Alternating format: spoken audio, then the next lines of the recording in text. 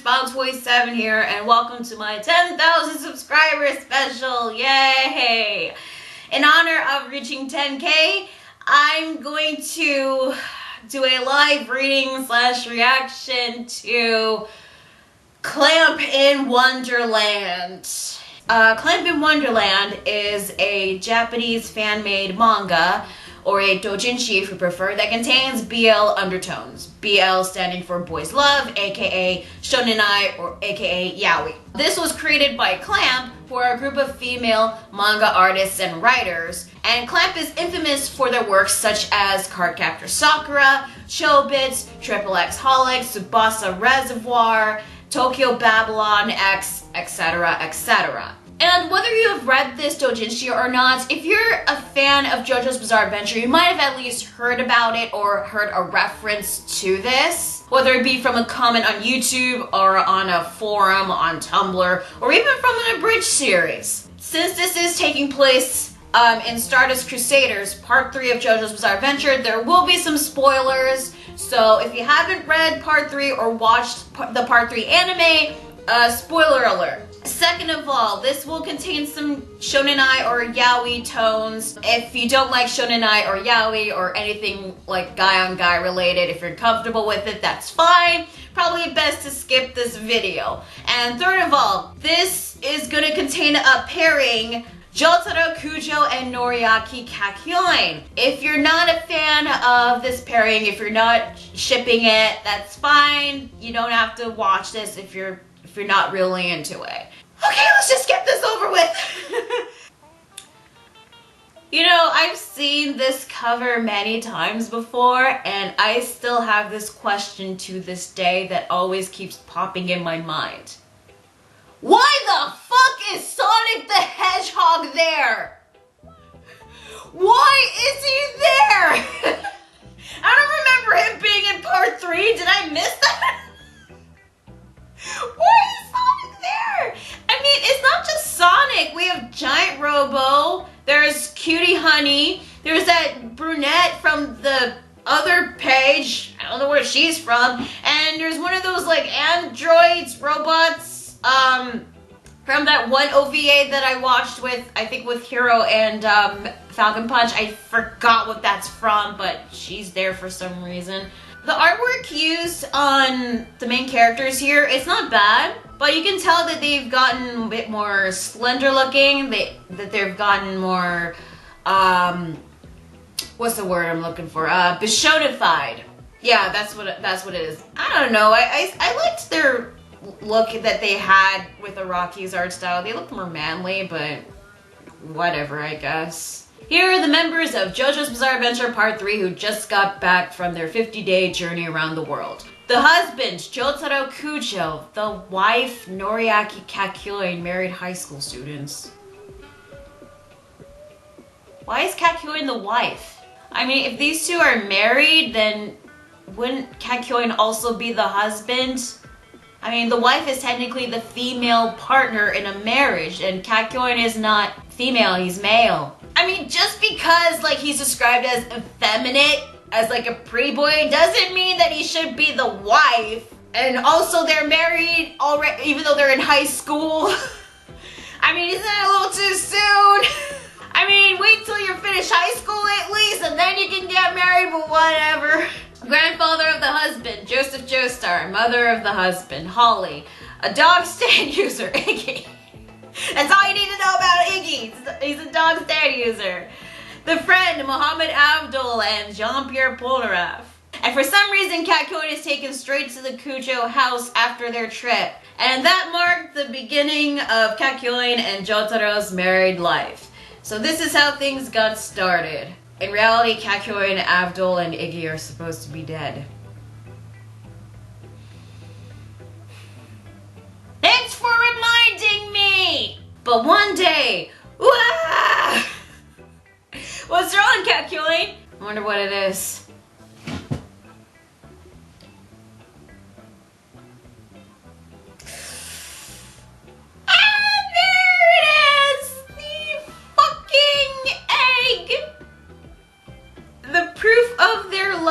Born.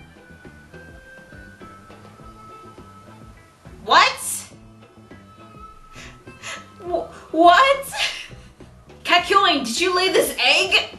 There's the reference right there. Seriously, like, if you haven't read this, you've probably at least heard this line before. Kakyoin, did you lay this egg? Jesus Christ, I just realized that egg is fucking huge! I don't know, it was just there when I woke up. There's no way he could have laid that egg. Okay, first of all, that is fucking huge. I mean, if he did lay an egg, which is impossible to do, he probably would have felt that coming out of his butt or something. Also, how the hell did Kakyoin lay an egg? Is he half chicken? Does he have any, like, reproductive organs to, like, make an egg? What the hell were Jotaro and Kakyoin doing? Maybe Heartfit Green laid the egg. I don't know, but this egg showed up because it's the proof of their love. What? Maybe it's the work of an enemy stand. I don't know. What the fuck is going on?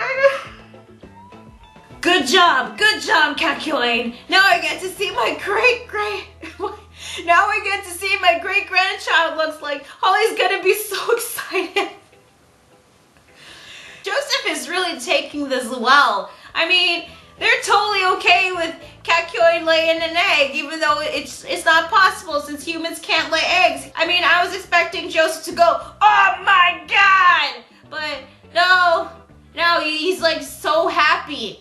If this was like happening in JoJo, they'd be all like, okay, this is clearly the work of an enemy stand. What the hell's going on? I hear something. It sounds like it's coming from far away, and it sounds like it's coming closer. Oh wait, yeah. This is like actually a callback to like the High Priestess arc. I remember those lines. Yeah, everybody's like, what's that voice? And when they were like hearing the teeth when Jotaro used Star Platinum to break out. That's what this thing is. Okay, not bad, I guess. What do you got? Oh, poor Polar F.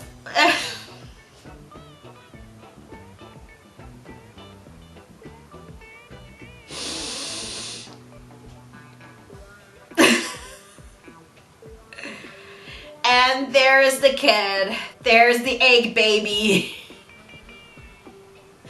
You know, it's pretty small for it to be inside an egg that freaking huge, which Kakyoin laid an egg that fucking big. How is that even possible? I'm not over that, because what the fuck, man? The star-shaped birthmark is definitely the mark of the Joestar bloodline. My great-grandson, my cute little great-grandson is born. And Jotaro and Kakyoin, they're all like, what the hell is going on? Why is this happening? I feel sorry for these guys. And even Abdul is taking this very well. What the fuck, Abdul? I thought you were the more sensible guy. Changed quickly out of his... Oh wait, he was wearing pajamas?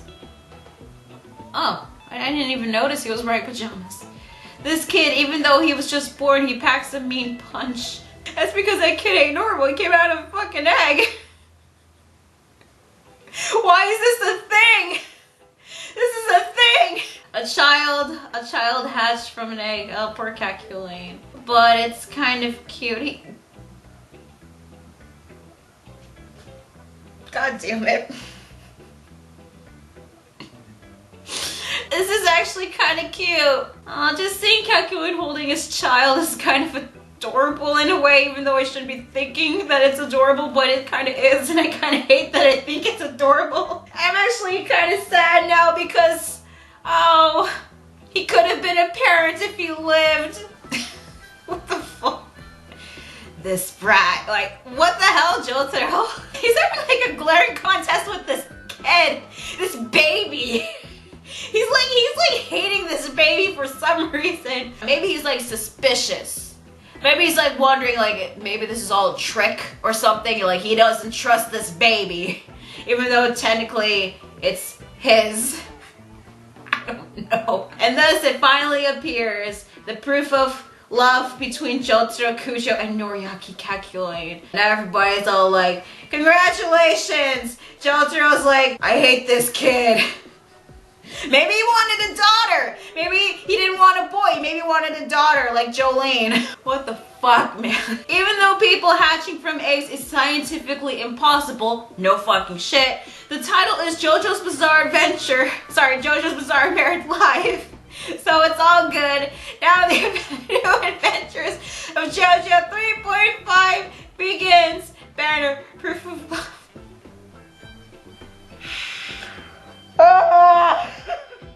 Even though it's scientifically impossible, it's JoJo's Bizarre Married Life, so it's all good. Yeah, this ain't normal, but hey, it's all good. It's a bizarre married life. I mean, bizarre shit happens, so it's fine.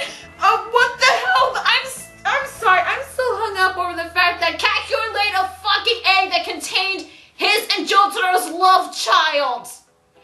How is that even possible? Father and son rivalry. Jotaro and Kakyoin's proof of love.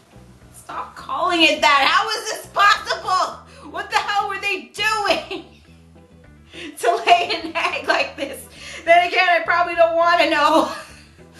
Fuck it, whatever. Proof of Love was born from an egg and was later named Jota, named courtesy of Joseph Joestar. Wait, Joseph named the child? Why didn't Jotaro or Kakyoin name the child? I mean, they're the parents, right? Or maybe they couldn't think of anything and let Joseph name them.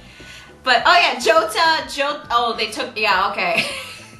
They took the Jota from Jotaro for their son. Okay, I get it. Only a week after he was born, he had grown enough to start going to kindergarten. No one was really surprised because the way he was born was bizarre enough. So this kid can rapidly age. He's only a week old, yet he's aged like he's 5. No one is surprised over this? Really? Okay, it happens, I guess. I'm home. Oh, welcome back, Jota. Kakyoin, you didn't get into a fight today, did you, Jota? God fucking damn it. Why is this cute? Stop making this cute! The way that Kakyoin is like being all nice to his son. It's cute and I hate it. Stop it! Just stop! But okay, they seem to have a nice relationship, so good for them, I guess. Yep. Wow, like father, like son. He even has like a hat just like his father. Okay. Text. I pummeled them halfway to death is what's written on his expression. How fucking strong is this kid? I drew a picture in kindergarten today. Oh, that's actually pretty nice. Maybe he inherited his drawing skills from Kakyoin. A picture of daddy. He's pretty good. That's actually a pretty good drawing. Like his father, he's good at drawing. Okay, obviously they're referring to Jotaro, but technically, if I'm going to be nitpicky here, it was Star Platinum that drew, not Jotaro. We never saw Jotaro draw ever, so just saying. Text on picture, stubborn, sadistic. Oh, why does he have a hatred for his dad? Speaking of which, there's the dad right there. Clearly not too happy. He's glaring at the kid. They're glaring at each other. Kakyoin's like, it's Jotaro, he's just a child. Calm down. Whoa, dude! Wow, Jotaro, really? You're gonna try to use Star Platinum to hit your own child? God damn, I mean, I heard in part 6 he was a neglectful dad to Jolene, but I'm pretty sure he wouldn't lay a hand on her like that. That's what I don't get. Why the hell is Jotaro have such this hatred towards his own son? Is it because, like, he still doesn't trust this kid? And for some reason, the kid loves his mom, but hates his father. Why, though? Also, I just realized... This is also another callback to when, like, Jotaro almost used our platinum to hit Steely Dan, and yeah, you can see Hierophant Green there. Okay, that's actually kind of nice. And there's the stand! Okay, just summoned a stand all of a sudden.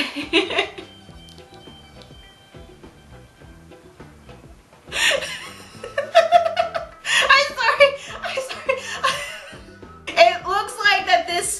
Star Platinum looking thing here is wearing a diaper or what looks like Majin Buu pants.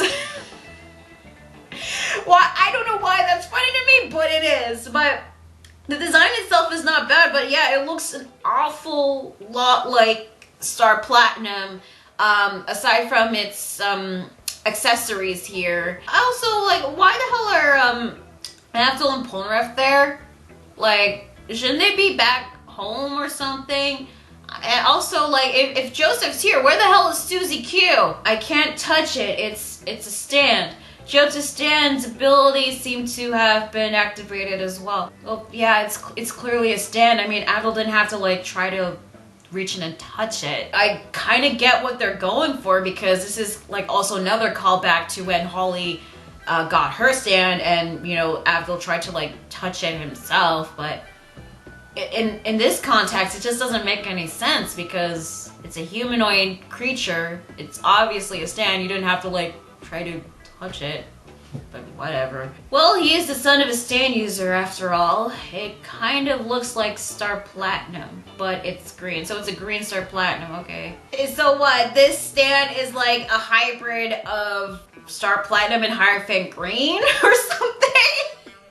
Is that what I'm getting at here? Hey, its legs are all unraveled. No matter how you look at it, it's just a combination of their stands. Okay, so yeah, it was right. It is a hybrid of Hierophant Green and Star Platinum. So anyway, we should name Jota's stand too. Abdul, give him a good name. Unfortunately, I used all the tarot card names.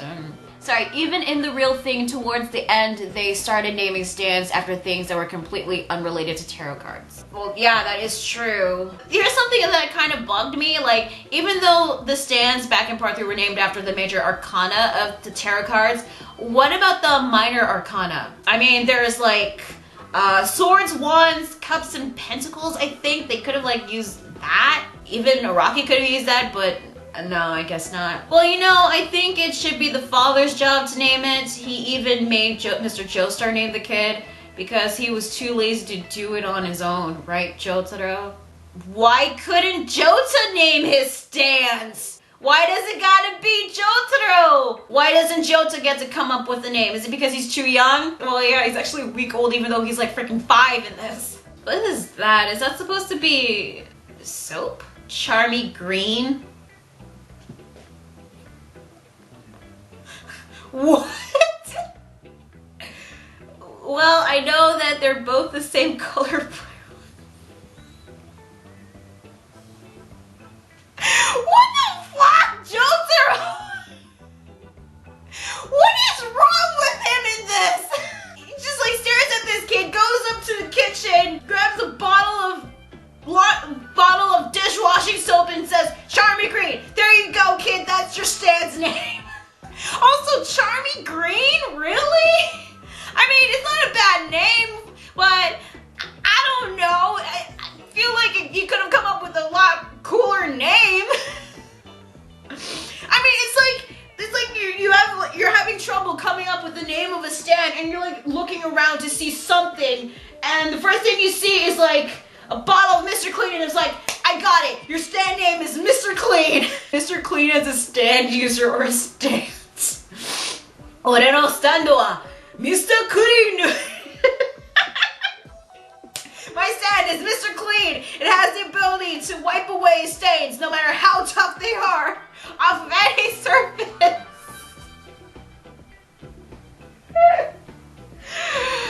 Oh my god, this is a thing! This is a thing! You shouldn't name it after a dishwashing detergent. Huh? I think it's a pretty good name. Charming Green, right? Actually, Polnareff, it's Charmy Green, and I'm not surprised you would think that's a pretty cool name. I'm with Abdul here. I'd facepalm too. Like, then again, I'm pretty sure there are even more weirder names in later parts for stands. But whatever. He's a stand user. It's bizarre enough that he was born from an egg, and on top of that, he's a stand user. Can this child really grow up normally? Not really, but hey, I mean, you gotta do what you gotta do, I guess. I feel so sorry for Kakyoin in this, though. As they say, the child of a frog will end up being a frog, and by default, a stand user's child will be a stand user. Now with his new stand, Charmy Green, the battle between father and son begins. What? Okay. Oh my god, they got Josuke in this now! Oh man, why you gotta drag my boy Josuke? Okay, well to be fair, I mean the design, his character design here, it's actually not bad. A bit of Crazy Diamond here. Star Platinum's alright, and I will admit, I'll give credit where credit is due. I do like the design of an older Jota now, which technically, wait, if this is Morio, this is part 4, so he's technically 10 years old, even though he looks like a teenager now? That's kind of weird, but at least his design looks cool, it's not bad. His stand looks not bad too, looks neat I guess, but is Charmy Green wearing Majin Buu pants still, or not? I don't know. Morio chose friendships in danger. It's really hard to make out. Jota Kujo, Virgo, blood type B, 16 years old, this year, 1999, yeah, this is part 4. Sophomore is in actuality only 10 years old, which makes this kind of weird! Also, why the hell is this kid rapidly aging? I mean, just because he came out of an egg doesn't mean that he can, like, rapidly age. Probably just works. It just happens. Whatever. Okay, whatever. Family. The son, question mark, of Jotaro, Kujo, and Noriaki Kakyoin, has the star-shaped birthmark on his shoulder, which marks him as a Joestar. Heights, 190 centimeters, still growing. Weight, 79 kilograms. Hobbies. Knitting. He can knit a whole sweater in one night. Huh. It's not usually the kind of hobby I would expect from a teenage boy, but hey, whatever. You do you, I guess. I mean, it's cool he can knit. Catchphrases. Uria uria! I'll give you divine punishment.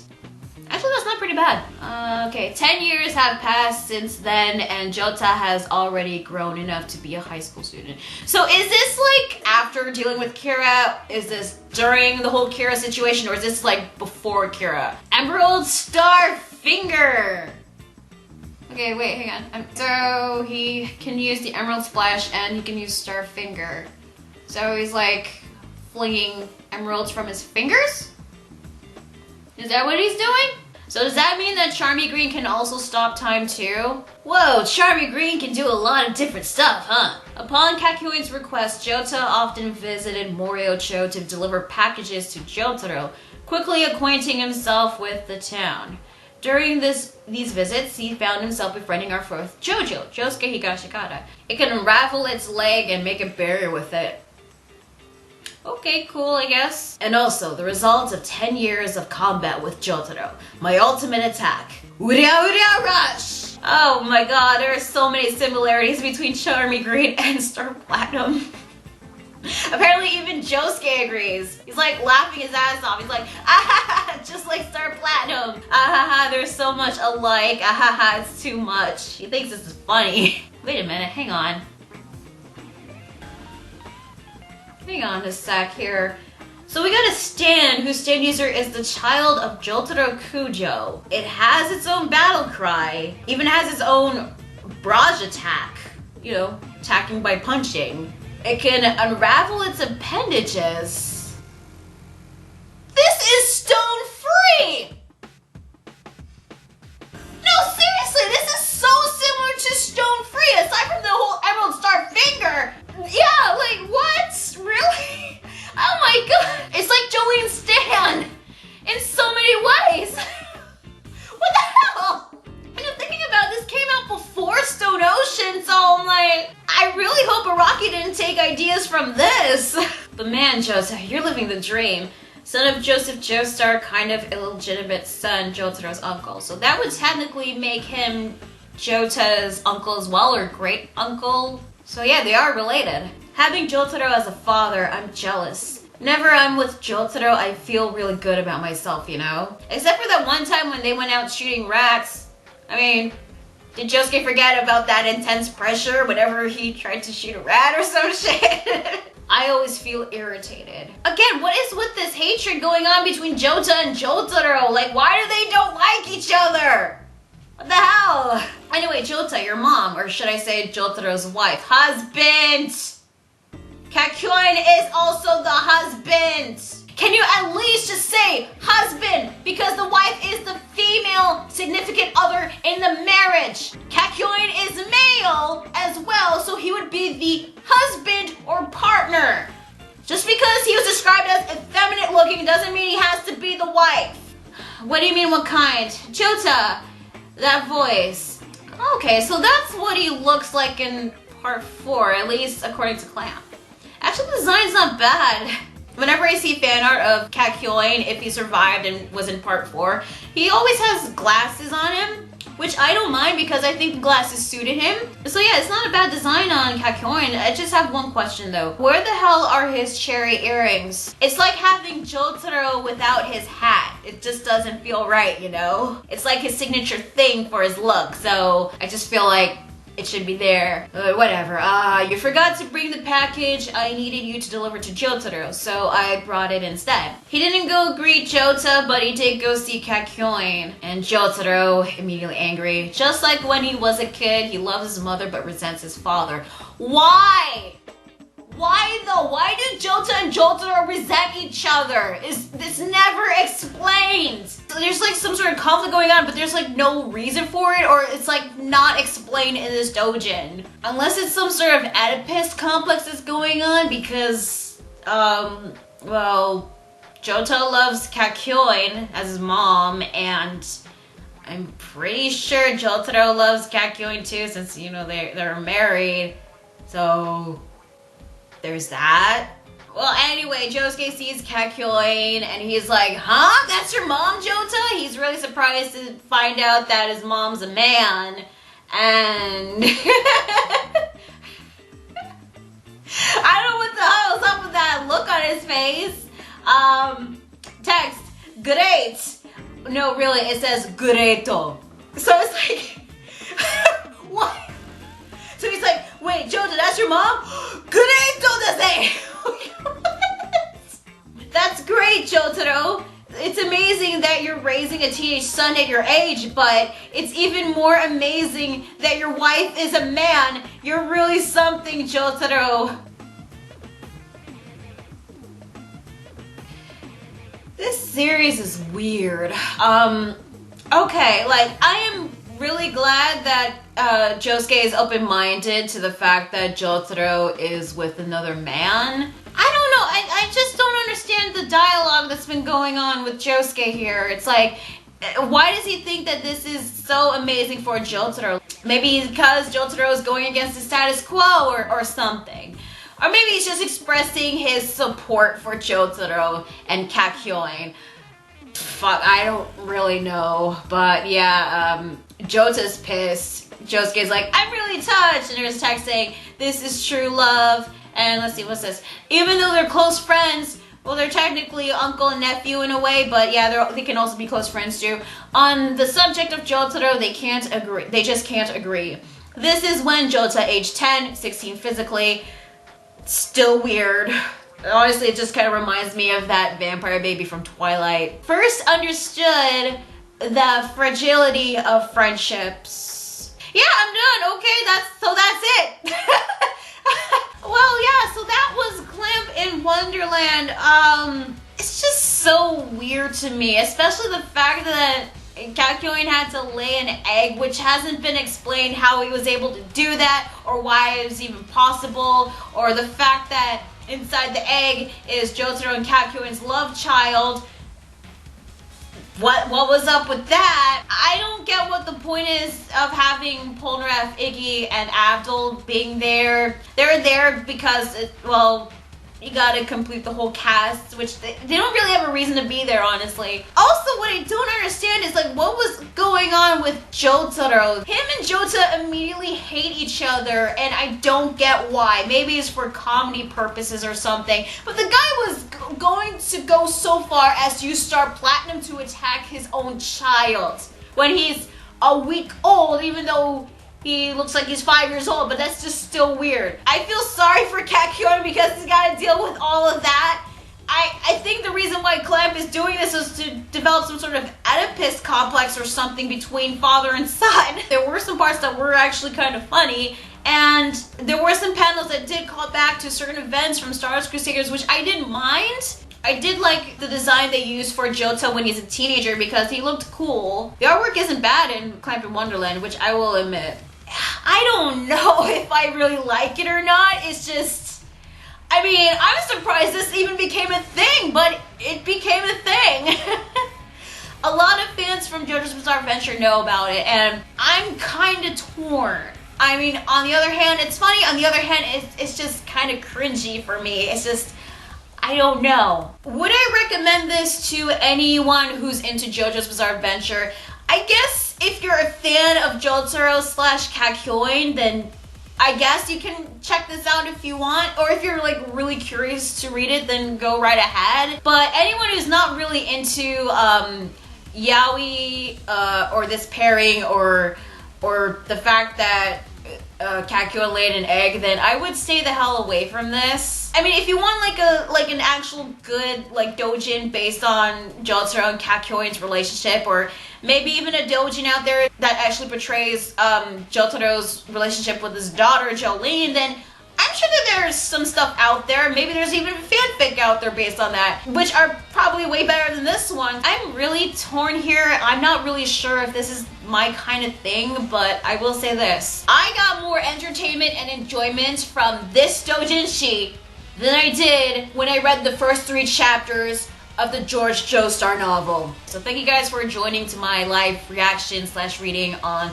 Clamp In Wonderland, and thank you guys so much for the 10,000 subscribers. I really appreciate it. I love you guys. Hope you guys have an awesome day, and yeah, this is a thing that happens. I'm gonna spam 27, and I'll see you guys next time. Later, guys.